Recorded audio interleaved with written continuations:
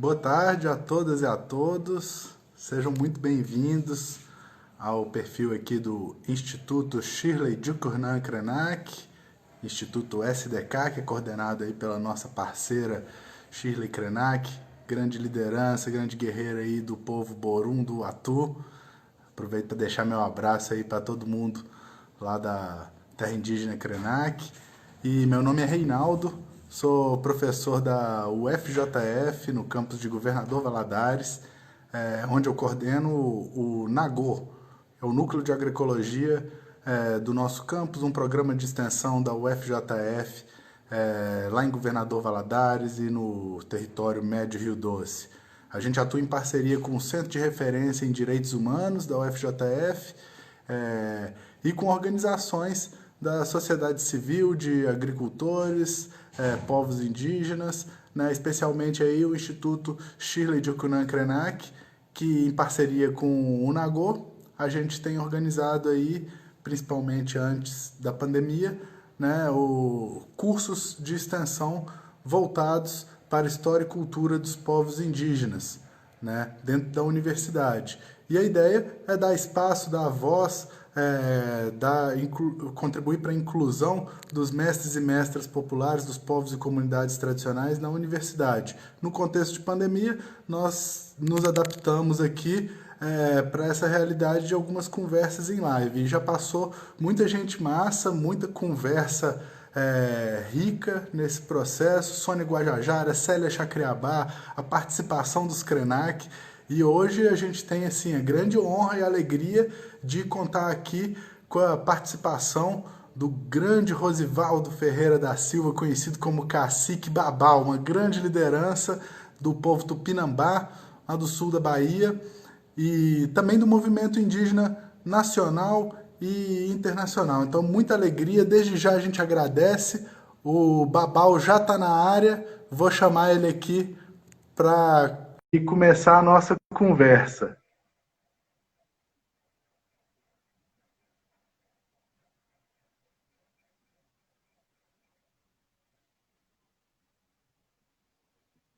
Desde já aí queria agradecer a Shirley, a Jéssica também, que ajudou aí a mediar, organizar esse espaço. Boa tarde, Babau. Boa tarde. Como diz os companheiros que e aí, beleza? Aqui, Ereré. Ereré. Pô, cara, gratidão, um prazer, muito bom ter você aqui com a gente. Uma figura que a gente admira muito aí a trajetória, a luta de todo o povo do Tupinambá, como os povos indígenas de modo geral. Então, a gente aqui da UFJF, do NAGO, quer estar ao lado de vocês nessa luta e estamos muito felizes aí com a sua contribuição, para participar aqui com a gente. E quem sou eu para te apresentar? Doutor honoris causa, Neto, ainda 2 de julho, né? Um cara que a gente admira muito a luta. E então acho que você pode começar aí dando boas-vindas a todo mundo, falar um pouco de você, da sua trajetória e da luta do povo Tupinambá. Gratidão, companheiro. Falou, rapaz, muito obrigado por tudo aí. Não, a gente, na que Shirley falou que ela estava com o Instituto, pronto, a Parenta falou, nós estamos juntos, você é doido, a gente está sempre somando entre nós, nunca dividindo, né? Então, na hora que ela comentou, eu falei, não, Shirley, só que eu tenho que botar quem tem tecnologia, Jéssica. Eu falei, negociei com minha sobrinha, vi lá, e tudo certo, a gente estamos aqui. A luta essa é bom, quando você colocou os reconhecimentos que vem surgindo, isso passa a ser importante, não para a minha pessoa, mas para nós povos indígenas.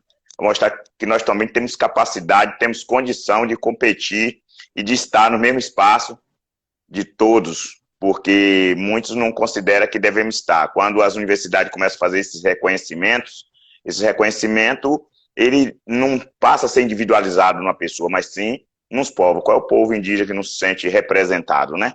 Então, eu acho que isso é muito importante. Pena que para a gente alcançar alguma coisa assim, o couro só falta arrancar, né? Perde-se muitos durante a estrada, né? Até alguém indígena ficar bem conhecido, a gente todos sabe o quanto sofre, né? Quantas ocupações, quantos enfrentamentos, perseguições fica passando. E isso é o Brasil, está mudando aos poucos e eu acredito que deva melhorar um pouco mais, porque cada aventura que se faz na vida, quando retorna dela, tem um aprendizado, né? Então eu acredito que a eleição passada vai ser um aprendizado para muitos que se arriscaram. Então, tá vendo a realidade hoje, tá vendo como o brasileiro está morrendo, como nós estamos sofrendo em todos os setores, não importa se é índio, negro ou funcionário público, né? Todos estão sendo perseguidos para que tenham um só pensamento. É horrível essa política de um só pensamento, porque isso me interessa. Por quê? Porque as pessoas discutem o Brasil como se fosse um povo único. Quer discutir um povo único como se fosse... Aí vem Bolsonaro também querendo um pensamento único. A pessoa sentir, ver que não dá essa questão de ser um. Um é solitário, dois tem com quem conversar, né? Então, nós não pode ser da forma que estão querendo, né? Então, eu acredito que tudo que vem, no futuro, acaba avançando. Eu acho que é um período complicado, onde todos estão pagando pelo erro que fez. Eu entrei nessa linha porque nós tivemos 2 grandes acidentes no Brasil, um no governo do PT e outro no governo Bolsonaro com as empresas mineradoras. E me desculpe, nenhum dos dois deu resposta satisfatória. Chile que o diga, entendeu? Então nós conhecemos os 2 pecados, porém na pandemia agora, talvez outros governos dessem uma resposta melhor. De que esse que ninguém pode sorrir com 108, 109 mil mortos em pouco tempo e as pessoas ficar aí fazendo comentários, como a gente vê, é horrível, ficar discutindo como retirar, dar o auxílio para um competir com o auxílio de outro, é uma coisa muito horrorosa. Ao mesmo tempo, você não vê falar em segurança para ninguém, eu só vi até agora tirar dinheiro de educação, não demarcar terra indígena, não permitir que outras entidades de apoio cheguem até os povos para poder denunciar o que acontece, não a demarcação quilombola, eu que o diga, o pessoal da base de Alcântara, como está sofrendo aqueles quilombolas naquela região ali de Alcântara, lá no Maranhão, com a perseguição porque querem entregar aos Estados Unidos, um alinhamento que não é satisfatório para nós na linha que está sendo feita. Não significa que os Estados Unidos seja tão horrível, mas na linha que puxaram, nós precisamos fazer um enfrentamento internacional para que os americanos acordem e não permitam as barbaridades no Brasil. Desculpa eu estar fazendo esse pá de lavar de cá, porque você perguntou sobre minha luta. Mas sobre a luta contra o Tupinambá. Isso é a luta contra o Tupinambá. Entendeu? Pois é. A luta contra o Tupinambá está em todo esse cenário, discutindo todas essas questões que o NEM sempre fez, desde que aqui os portugueses entraram. Para apresentar-me melhor depois de tanto falar, nós, o povo Tupinambá, o povo de primeiro contato, mas é o povo que sempre foi odiado. Na Bahia, a primeira lei criada que tinha que todos matarem o povo Tupinambá porque era inimigo da coroa portuguesa, né? Então, desde aí, nós nunca aceitamos receber ordem de governos. Nunca aceitamos fazer parte da folha de pagamento dele, onde eles governem. Nós sempre dizemos, na casa é nossa, quem manda é nós. Você vem, você é visitante, mesmo você sendo governo. Não, peraí. Você não é o dono. Então, isso traz uma revolta para quem quer impor, porque tem uma política no Brasil muito horrorosa que não combina com nós Tupinambá, e talvez aí esteja o motivo das grandes brigas, dos grandes enfrentamentos com nós. é assim, mesmo alguns políticos quer ser aliados, mas eles muitas vezes querem impor a forma dele ser e o outro acatar. Ele não chega na comunidade indígena dizendo assim, olha, vocês vão apresentar ou não. Eles falam assim, olha, eu tenho tal coisa para você. Aí você vai falar, peraí, mas isso eu não quero, não, mas eu só tenho isso. Entendeu? E aí muitos dizem assim, tá bom, eu vou querer porque você só tem isso. Aí depois ele enrola, não chega nem o que você realmente queria e nem o que ele disse que tinha à disposição. É uma enganação total, uma bela palhaçada de fingimento que governa um país, mas que, na verdade, o que querem é emboçar todas as riquezas do país e concentrar todo mundo debaixo de seus pés, aceitando os seus discursos e aplaudindo. Então, nós temos que se tornar mais críticos. E nós, Tupinambá, somos bastante críticos nisso.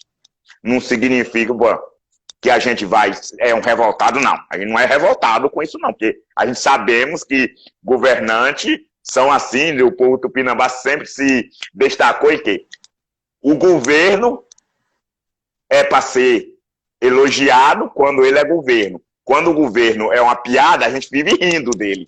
Temos que mandar. Rir para constrangê-lo. Tupinambá sempre gosta de constranger seu governante rindo quando ele começa a fazer discurso dando a rir, porque sabe que aquele que tá falando é mentira, é piada. Desculpe aí, fique à vontade. Ótimo, Babão.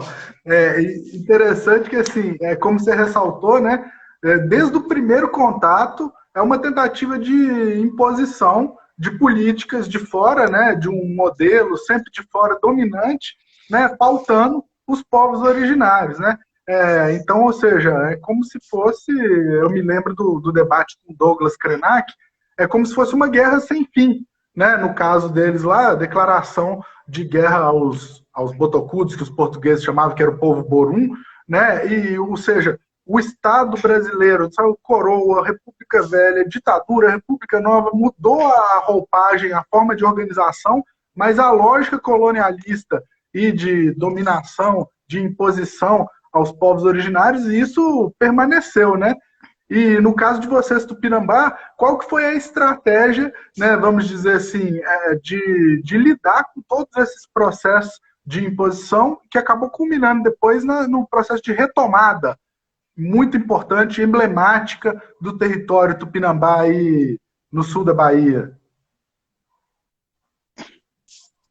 Olha, você tocou em uma questão importante. A guerra dos Botocudo, a Guerra Santa contra os Botocudo, ela se iniciou partindo do Rio de Janeiro, Bahia, principalmente o sul da Bahia, onde Tupinambá vive. Aqui era todo espaço vivido Tupinambá, Botucatu. Aqui nós tínhamos 72 etnias convivendo juntos, onde os Botocudo ajudou Tupinambá e Tupinambá ajudou Botocudo em várias frentes de batalha, em várias guerras. Aqui nós temos uma cidade chamada Vitória da Conquista, na divisa com Minas mesmo aqui, aonde essa cidade tem o nome Vitória da Conquista. Depois de 10 anos em confronto com os índios Guerém, o Botocudo,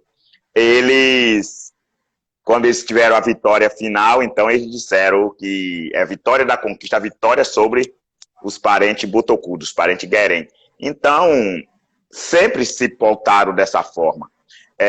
Aqui com nós, Tupinambá, por nós não aceitar a escravidão, por libertar outras pessoas de escravidão, resgatar muitos negros das senzalas e levar para quilombos, trazer. Então tivemos diversas guerras, né? Mas o povo tupi fez diversas confederações ou federações de enfrentamento nesses 520 anos. Todos nós, povos indígenas, nos auto-organizamos, como nós somos nações, e eles nunca souberam lidar com nações, que é pessoas submissas. E então os povos indígenas sempre reagiu, sendo que de todos os mais rebeldes, assim, se deu mesmo, foi com os Tupinambá e os próprios parentes Botocudo, né, que até hoje o enfrentamento continua sendo de não a catequização de fato do povo. Então, Tupinambá, nós nunca aceitou o domínio da igreja, nunca aceitou o domínio de governo, sempre se pautou na guerra e no enfrentamento. Chegou um momento que os Tupinambá teve que morar entre outros povos, sobreviver, fazer frente de guerra, por isso existe também os Tupi-Guarani, que é exatamente os guerreiros Tupinambá casados com as Índias Guarani, formando os Tupi-Guarani, com a frente de guerra bem maior, e entre muitas outras ações que nós fizemos, mas Tupinambá é um povo muito sagrado e recebemos ordem dos encantados em tempos distantes que nós tínhamos que estar em outros povos ajudando os povos, depois que ia chegar a hora de nós se declarar e vir para as pessoas, todos conhecerem. Então, só no ano 2000 que os nossos encantados chegou com os pajés e disse, ó, o povo indígena está praticamente dominado, o governo fazendo o que bem quer, estão fazendo de tal forma, e o índio está achando que ele não é mais capaz de ter autonomia própria, de ser autogoverno, então a hora de Tupinambá é agora. Tem que chegar, demonstrar, mostrar que vocês não dependem do governo, não dependem de ninguém, vocês têm que ser senhores de si. E vai lutar pelo território sagrado, é esse, e exporte sua luta para todo canto. Pronto. Recebemos uma ordem, estamos aí. Do jeito que os encantados falou, aconteceu. Todos os povos indígenas do país conhecem a luta do povo Tupinambá. E sabem como Tupinambá faz o enfrentamento. O governo, mesmo sendo o governo Lula, para fazer Tupinambá se ajoelhar, ele veio exército, força, todo tipo de polícia, todas as forças que tem no país, veio. Nós caía na risada, ria, que fizemos o enfrentamento de pé. Tupinambá morre de pé, nunca ajoelhado. Então eles entenderam também. Para fazer esse domínio, eu fui sequestrado com meu irmão, fui levado para vários presídios, levado para o RDD de Mossoró. Ficamos só no RDD de Mossoró 2 meses. Aí nós entrou sorrindo e saiu dando gargalhada. Aí até hoje eles também não entendem como é que alguém entra no inferno daquele, entra sorrindo e sai dando gargalhada. Então, aí, quando eles perguntam, nós falamos sim. Se nós é um ser da guerra, nós estamos preparados para ela. E o que nós estamos fazendo no enfrentamento aqui não é uma conquista para Tupinambá. É uma conquista para as nações indígenas saber que todos são capazes de fazer o enfrentamento. Ninguém precisa se ajoelhar. Primeira demonstração, quando a FUNAI veio pela primeira vez em nossa aldeia e disse, nós vamos produzir uma cesta básica. Não fala em cesta básica aqui, não vai trazer, não. Nós somos produtores de nosso próprio alimento. Quer comprar nossa produção, nós te vende. Aí é outra coisa. Que foi isso também que nós estamos falando para os povos indígenas. Nós sempre teve autonomia. Chegou a um ponto de uma reunião com o ministro da Justiça de Dilma, o último agora, eu esqueci o nome dele agora, a Polícia Federal, o delegado federal, dizer para ele, Eduardo Cardoso, como é que eles iam fazer para enfrentar uma aldeia que tinha autonomia própria, tinha recursos, que eles precisavam, primeiro, empobrecer essa aldeia para dominar. Porque uma aldeia com autonomia não tem como eles dominar. Então, isso está muito claro para os povos indígenas todos. Por que que os governos falam muito que os índios não produzem, mas ao mesmo tempo tira tudo para que eles não tenham autonomia? Dificulta, através de estrada para chegar até a aldeia, transporte para escoar a produção, técnico para ajudar na produção, como vender essa produção, a educação eles dificultam de todas as formas na aldeia, saúde, tudo, porque para a gente trabalhar a gente tem que estar disponível, mas ao mesmo tempo que um monte de guerreiro tem que sair para defender a saúde que está o povo morrendo sem ter saúde. Aí você para de produzir. Com pouca, a educação, os professores não estão recebendo salário, a educação está ruim, não tem sala de aula, você vai lutar, fazer esse enfrentamento. E com essas brincadeiras de mau gosto, o governo atrasa a vida das comunidades. Aqui na Serra nós fizemos o contrário, nós temos planejamento. Para você entender como é que o povo Tupinambá se organiza. A cada 5 anos, nós sentamos aí uma semana e faz o planejamento dos próximos 5 anos. De primeiro nós fazia tudo conversando, hoje em dia nós já escrevemos. Faz tudo na escrita. E dentro dos 5 anos, não tem cristão que tire nós daquela linha que nós planejou. Nós vamos fazer um enfrentamento ao governo em todos os setores, que sempre nós deixamos assim, quando nós planejamos os 5 anos, nós falamos, olha, tem que deixar um grupinho de guerreiro excedente, aquele que vai ficar disponível para fazer as lutas enquanto os outros trabalham e produzem para não empobrecer o povo. O povo tem que ter condição de se locomover com suas próprias pernas, de chegar, dar o recado, voltar, sem pedir clemência.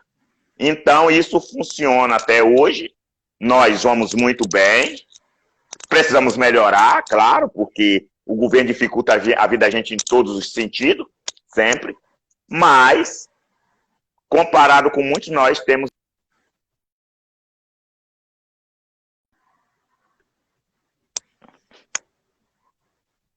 À vontade.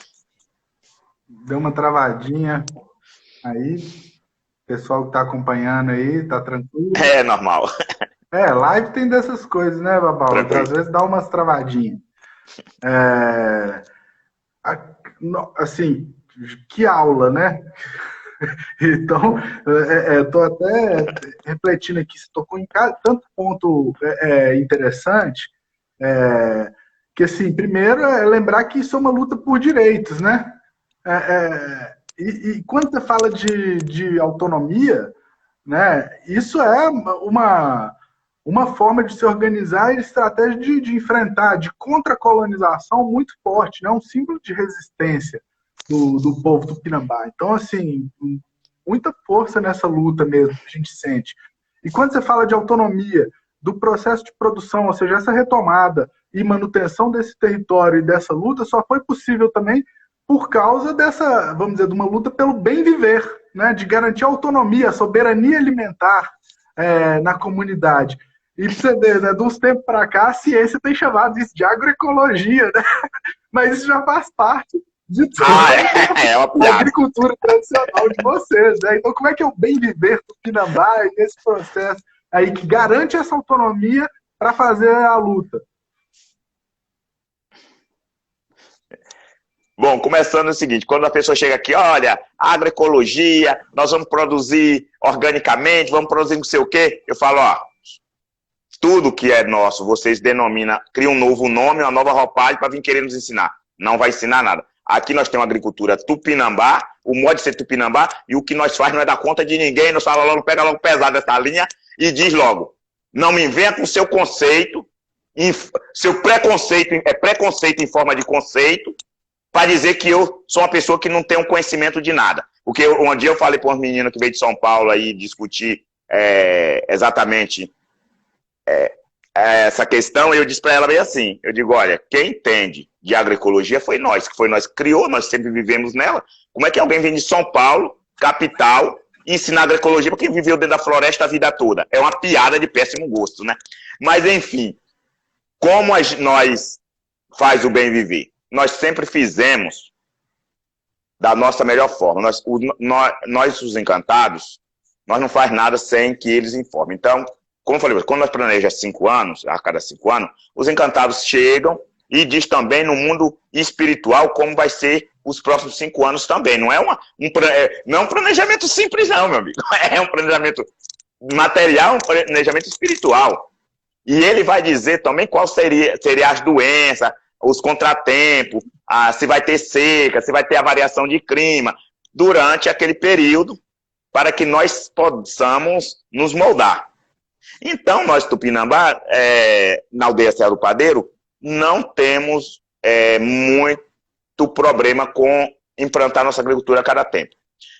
Agora mesmo, nós já era informado que vinha uma pandemia, vinha uma doença aí, não fala pandemia, os encantados não falam pandemia, falam, vai vir uma doença, que é para ensinar os brancos a realidade, mas vocês vão se proteger dessa forma.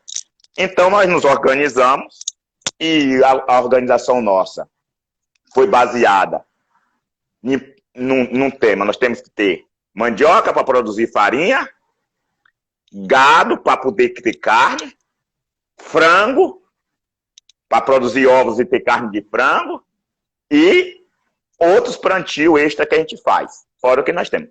Então, nós nos planejamos bem. Ontem mesmo, nós estávamos organizando cestas básicas, aqui que um projeto fez, onde a gente pega as coisas da comunidade e é pagado com projeto e nós fornecemos para outras comunidades. Ou seja, em vez de nós comprar cesta básica, pedir, não, nós monta a cesta básica aqui e entrega em outras comunidades. e nós falamos o seguinte, nós temos condição, com essa pandemia, de ficar 2 anos tranquilos, sossegados, a gente não está aqui sem ninguém passar um dia sequer de fome ou de carência.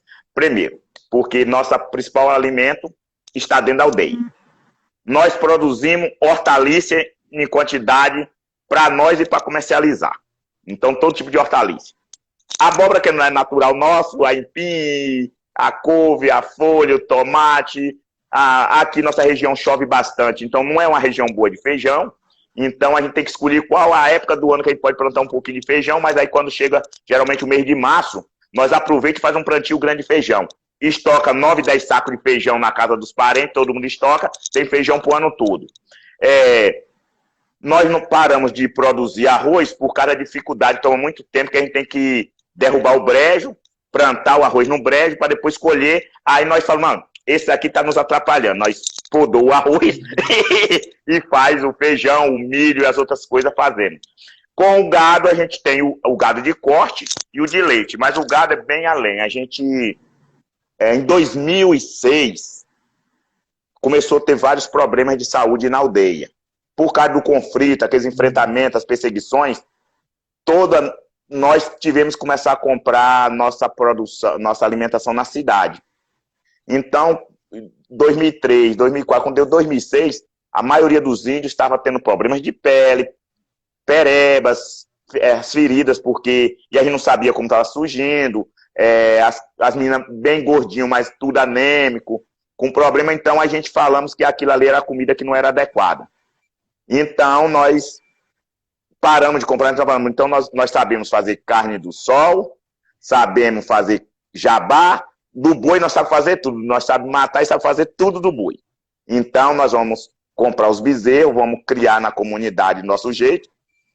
Quanto o bezerro do outro em 4 meses está dando 20 arroba, o nosso bezerro demora 3 anos para dar a mesmo tanto. Então, nós queremos esse que demora, que ele vai estar mais saboroso, que ele vai andar, vai comer diversas ervas diferentes, diversas plantas diferentes, ele vai ficar mais substância. Então, nós resolvemos começar a criar o nosso próprio gado, matar para nós comer, tirar o leite. Então, isso, nós temos esse domínio completo, nós não compramos, não depende da cidade para isso. Depois nós foi para a questão dos frangos, quando eu falei que do pedido. Hoje nós produzimos em torno de 5 mil frangos na aldeia, produzimos ovos para vender. Agora nós temos projetos que a gente não conseguiu executar ainda, que é a criação de peixe, porque depois nós temos muitos rios e represa, mas nós não começamos ainda a criação de peixe. E nós estamos com resgate da apicultura.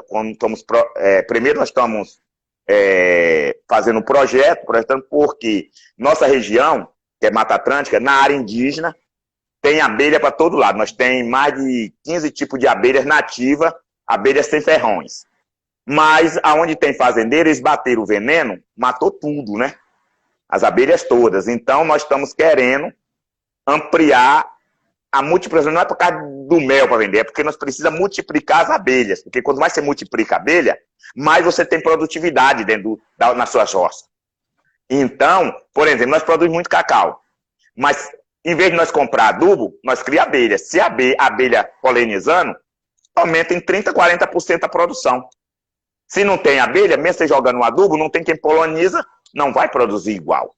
Então, a gente tem que se preocupar com toda essa questão do meio ambiente. Tem também a questão da Mata Atlântica, que a gente quer preservar, e a gente convive com os animais da floresta. É uma parceria, um ajudando o outro, porque quanto mais ele revira a roça que a gente trabalha, mais o solo fica fértil. Porque ele pega as folhas que vai caindo e vai virando e vai empurrando debaixo da terra. Então, todos os animais fazem um trabalho essencial. Então, a gente vive um pagamento deles, no paraíso. Né? Faz o serviço. Exato. Pois é assim que nós tocamos a vida aqui. Esse é o bem viver. Nossa. Ô, Babau, que legal, né? Assim, aí esse tipo de aula é isso que a gente fala, né? Para o pessoal, às vezes, da academia, né? Às vezes fechado nos conceitos, dentro da universidade, a gente ouvir, né, e aprender sobre essa sabedoria tradicional, os conhecimentos tradicionais, né, que muitas vezes são tão mais antigos aí, muito mais antigos que esses conhecimentos acadêmicos, científicos, né? E isso também é uma ferramenta que traz autonomia. Então, muito, muito importante isso.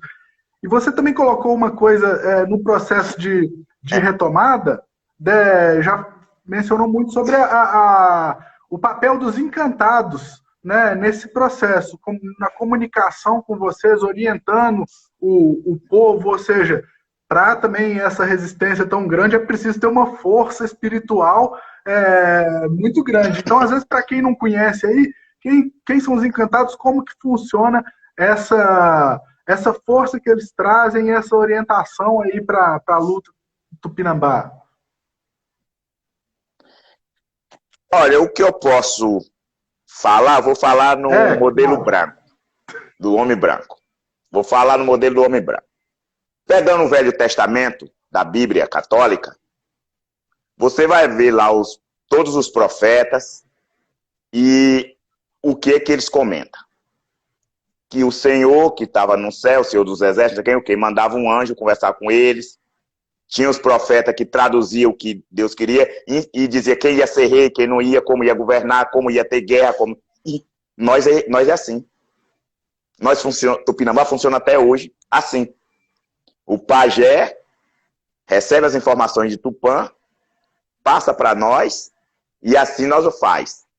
Outra hora, nós faz nossos rituais, os nossos encantados chegam e o pajé está próximo e eles informam todos nós das coisas. E também nós vamos colocando como enfrentar as batalhas, ele vai deixando claro como fazer os enfrentamentos. Fazer aqui, o que nós diferencia e muitos têm ódio do povo Tupinambá. Como nós é um povo religiosamente conduzido pela cultura do povo espiritual, nós não pode ser dominado ou governado por ninguém. Então, surge tecnologia. E nós precisamos dela para inserir, porque você tem noção, nós Tupinambá, no século XVI, já fez protesto contra a coroa portuguesa, querendo aprender a língua dos portugueses, porque tinha que ter escola, porque o único jeito de nós saber quem era esse, se soubesse como é que eles fazem naquelas escolas. Então nós queríamos estudar na escola deles para saber o que eles faziam. Então, nós é um povo que sempre foi assim. Chegando agora, e o governo da Bahia, na hora quando a gente foi fazer a escola, exigimos a nossa escola aqui agora, na época mais moderna, o governo disse que só podia ser diretor quem era concursado do Estado. Se não tivesse a confiança do Estado, não poderia ser diretor da escola. Então, todas as escolas indígenas da Bahia tinham um diretor não índio, os professores índios e os diretores não índios. Aí nós Tupinambá, juntamos o ônibus, pegamos 2 ônibus de índio, foi lá, ocupou a Secretaria de Educação e disse: nós queremos o diretor que tenha a confiança da comunidade, não do governo. Então, o diretor vai ser o que a comunidade indicar, não o que você indicar. Você quer alguém que tenha a sua confiança, e nós queremos lá dentro quem tenha a nossa confiança. E a casa é nossa, não é sua, governo. Então, nós também, todos os diretores nossos sempre foi índio, nunca admitimos colocar um diretor não indígena para nós Tupinambá. A partir daí, nós colocamos, através de recursos que nós colocamos na comunidade, e os alunos para fazer faculdade à distância. Então, nós formamos todo o nosso grupo.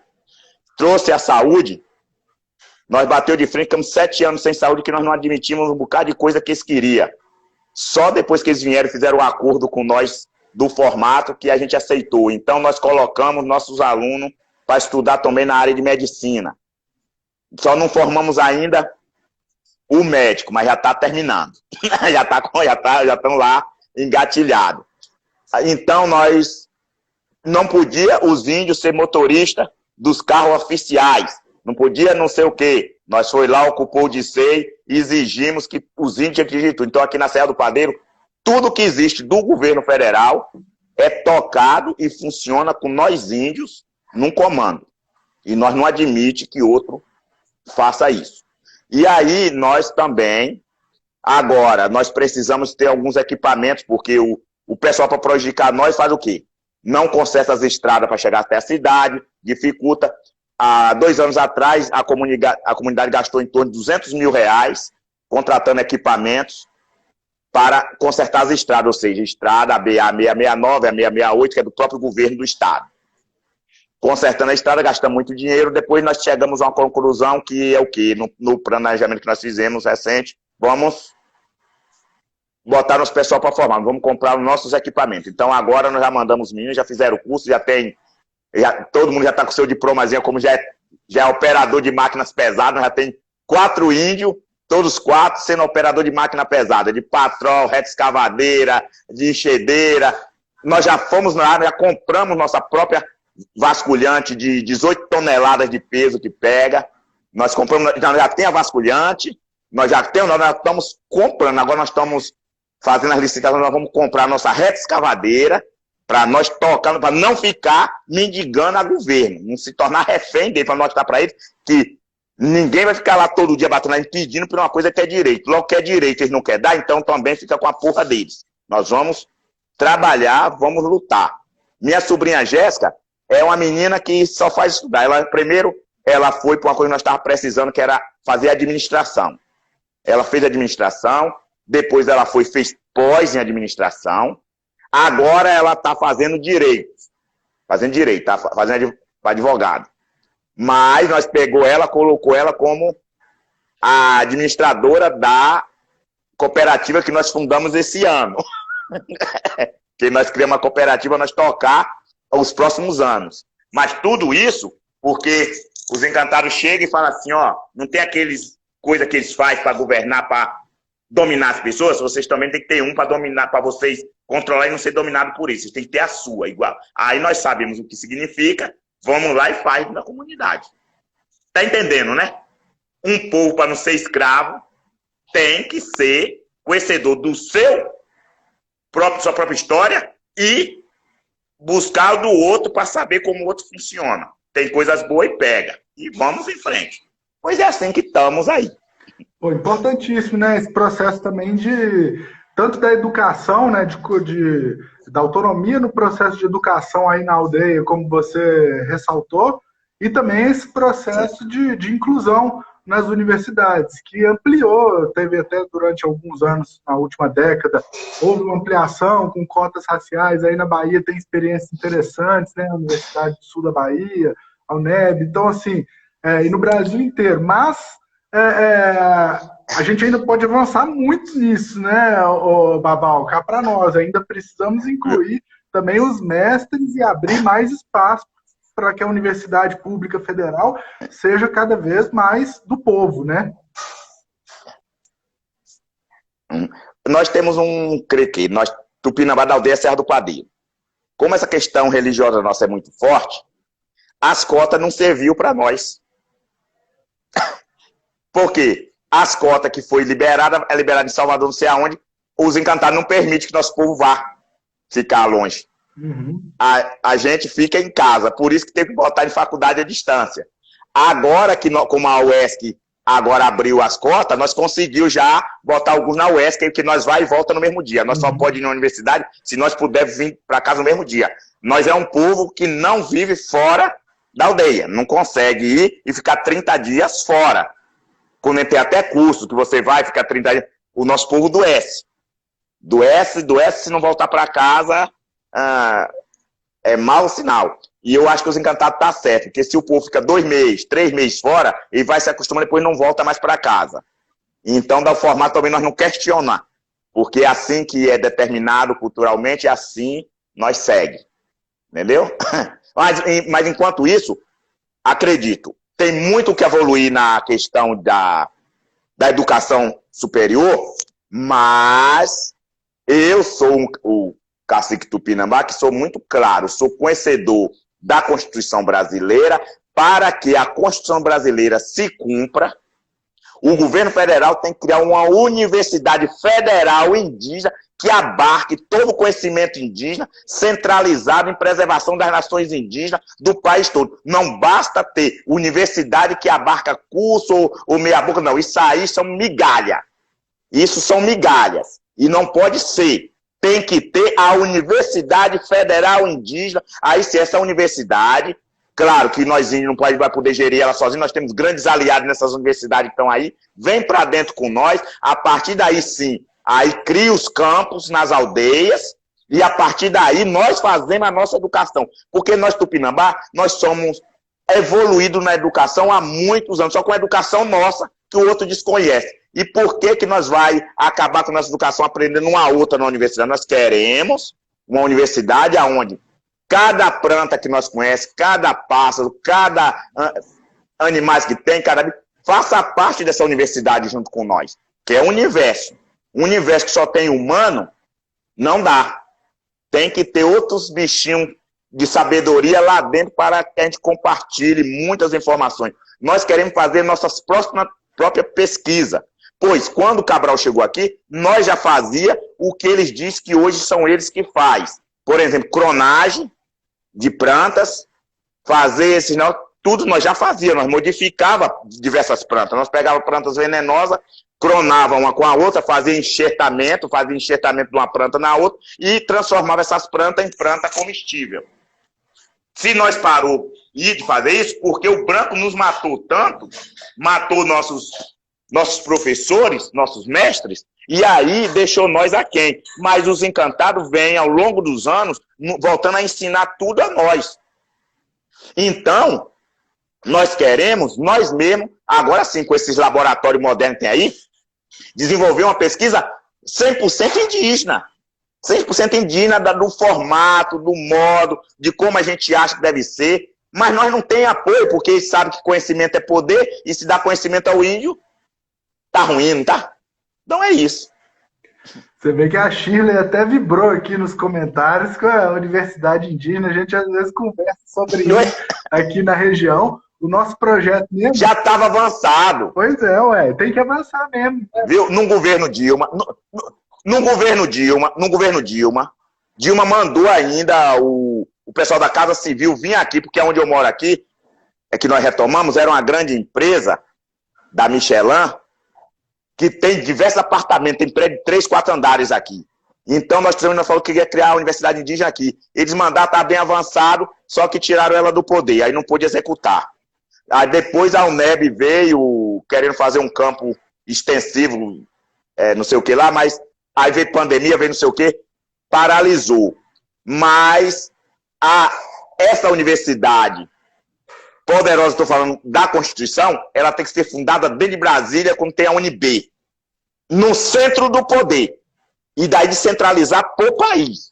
Passar todas as áreas de cada povo indígena. E, nossa, porque a Constituição diz que nós temos todos os direitos. E direito de preservar nossa cultura, nossa tradição, nossa língua, crença, tudo. Aí como é que nós vamos fazer isso? Se o governo pega, coloca Igreja Batista, Presbiteriana, ou seja, tudo que tem contra a de preservação cultural do povo, ele manda para o povo. E tudo que preserva a cultura do povo, ele expulsa. Não há uma contradição na Constituição aí? A Constituição diz uma coisa e o que o governo empurra para nós é outra. Totalmente diferente. E eu, Tupinambá, não me calo diante disso. Pela Constituição, jamais poderia ter evangélico, católico, seja lá como for, se estivesse processando a fé, trabalhando com povos indígenas. Porque nós somos vítima de aldeamentos jesuíticos. Nós foi vítima exatamente dessa crença estrangeira que para cá veio atropelando, esmagando tudo. E não dá para aparelhar governo através de religião. Nós estamos falando aqui de nações, cada nação, cada povo tem sua cultura, sua fé, e tem que manter, senão deixa de ser povo. Quando todos os povos indígenas começarem a ser do cristianismo, não, independente de qual variação de igreja seja, nós deixa de ser nação. Nós deixa de ser nação. Como é que nós somos uma nação que não sabe mais o que é um encantado, não sabe mais de onde se origina Tupã, de como nossas origens. Então, como é que nós vamos defender como povo? Aí, claro, acaba as terras indígenas, eles destroem tudo e vira tudo uma coisa só. E aí, nós estamos perdidos. Não dá. Eles são muito divididos entre eles. Como é que eles querem ensinar um Deus que eles são rachados? Todo dia tem uma igreja nova. Todo dia é a igreja católica, a igreja presbiteriana, a igreja luterana, a igreja batista, adventista sétimo dia. E é tanta coisa. E depois diz que são todas do cristianismo. Então, isso é uma bagunça. E quer trazer bagunça para nossa casa. Que coisa horrorosa. Um Deus brigado internamente entre ele 24 horas. Cada um dizendo que a igreja é melhor do que a outra. Isso é horrível. Isso é feio. Eu garanto que o Criador não fica satisfeito com isso. Então, pelo menos nós encantados não aceitam esse tipo de divisão. Esse tipo de enfrentamento não é aceitado. Então, e também tem uma coisa. A cultura indígena, a nossa fé, não precisa de nós trazer adeptos. E essas igrejas só funcionam conseguindo fiéis. Traduzindo em português, dinheiro. Cada fiel que vai para uma igreja é mais dinheiro que vai entrar. Errado. Estão errados. Por isso que a pandemia veio. E vai vir outra pandemia pior.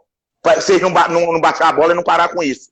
E ainda vem atingir nossos povos, nossas nações indígenas, que tem quem cuidar. Os encantados falou que vai vir outras pandemias pior, se eles não pararem com isso dentro de nossos povos. Se não parar de agredir a natureza, se não parar, isso foi só um pouquinho. Essa doença que está aí, ó, essa coronavírus que está todo mundo assombrado, é só uma pontinha do que vem, se eles não parar. Agora, se eles recuar e começar a tratar bem a natureza, parar de espancar os animais, destruir tudo. Rapaz, tem muito lugar sagrado na Terra que é de ligação diretamente com o Criador. Eles pegam, esmagam tudo, explodem tudo. Tem uma serra linda que ali é um ponto espiritualizado. Vem cá, mete uma máquina, troca tudo, porque tem que fazer de brita para fazer um asfalto em estrada. Nem quer ouvir a natureza primeiro, se pode ou não. Tem outra pedra lá na frente, talvez seja de um tamanho até maior que poderia. Mas eles não ouvem a natureza. Aí eu concordo, nós falamos assim, nós podemos morrer tranquilamente, feliz da vida, mas o Criador tem que punir essas pessoas que estão jogando óleo dentro do nosso mar, que estão jogando veneno dentro dos nossos rios. Eu fui no Tapajós e os parentes de Munduruku morrendo porque aquelas povo que tira ouro joga o mercúrio dentro da água, o peixe fica contaminado, os parentes comem bastante peixe, fica contaminado, mas o jacaré come o peixe se contamina também. Tudo é uma cadeia de contaminação e o governo não para. Não, alguém tem que fazer alguma coisa. E se eles não querem fazer como humanos responsáveis, então o Criador faz. E quando o Tupã faz, meu querido, aí ninguém aguenta, porque a porrada é certeira. Fica todo mundo chorando aí, dizendo que quebraram. Faz parte. Desculpa, eu sou falador mesmo. Não, cara, eu tô assim, abismado aqui com a aula, né? Ouvindo atentamente a tudo. E, inclusive, falta mais ou menos uns 10 minutos para encerrar essa transmissão. A prosa está tão boa que eu tenho uma pergunta para te fazer, então daqui a pouco eu acho que, se você não se incomodar, a gente pode encerrar essa transmissão para começar outra, para ganhar mais um tempinho. O que você acha? Olha, eu fiquei hoje à disposição de Shirley, né? Nós estamos aí à disposição da Shirley, é vocês que sabem. Não, então beleza. Porque tem algumas questões assim que você tocou que são demais, e tem a pergunta que é o tema da live de hoje, que eu acho que a gente pode encerrar para buscar responder ela. Ou seja, como, né, o sorriso pode ser essa arma, né? De que maneira que é sorrindo? Você mesmo já falou isso várias vezes, é o nosso sorriso que mata eles de raiva, né? Então, como que é sorrindo que a gente vai também enfrentando essas dificuldades? Como você falou, essa pandemia aí, a gente já debateu isso com outros convidados, né? É só um alerta.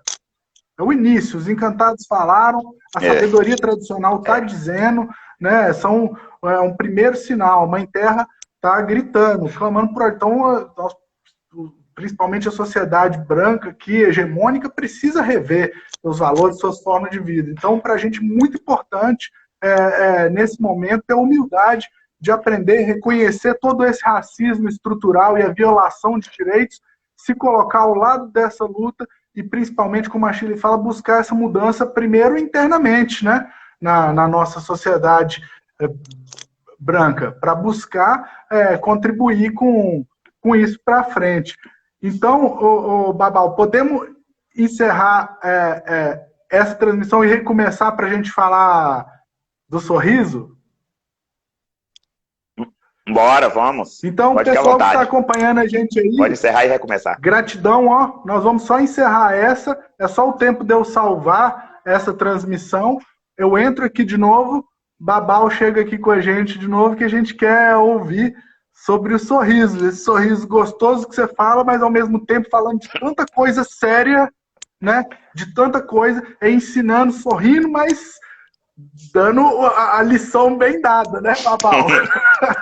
Então, ó, até daqui a pouco, 2 minutinhos, é só encerrar aqui. É bom que quem quiser beber uma aguinha, bebe uma aguinha. Pronto. E a gente volta aqui para a transmissão. Vou beber sim, tranquilo. Valeu, Babau, até daqui a pouco. Tá certo. Ok.